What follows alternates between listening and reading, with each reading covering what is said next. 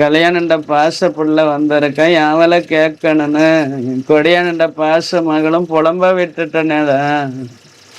என் பாசத்துல கலந்த பொறப்பும் பாசமும் நின்ற பாசமும் வந்திருக்கு.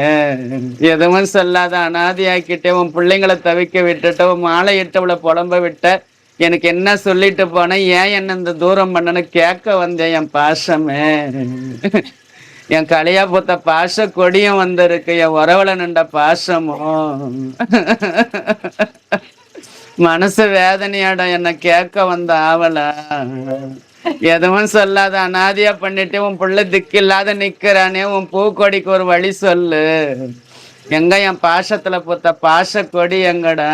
என் பாசமா நின்ற மகளே, என் மேல உனக்கு கோவமாடா? அப்பா வந்திருக்கிறேன் பேசண்டா.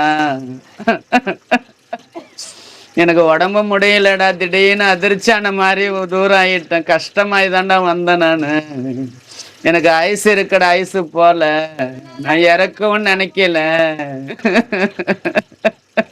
வீட்டனோட நிலையும் சரியில்லை. என் மாலை எட்டுவளும் புலம்புறா, என் பிள்ளையும் கண் கலங்குது, என் பூ கொடியும் தவிக்குது.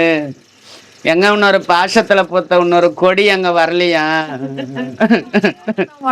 என் பொறப்பா நின்ற ஒரு அவு பகல கொம்புங்கிற மனசு துக்கமாவே நிக்கிற அனாதியாவோ.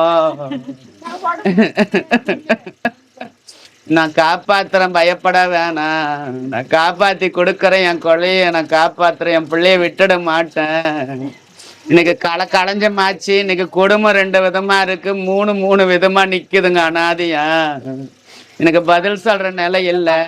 கஷ்டத்தை வச்சுட்டேன், நேரமும் சரியில்லை, எது செஞ்சாலும் நிம்மதி இல்லாத புலம்பறான்.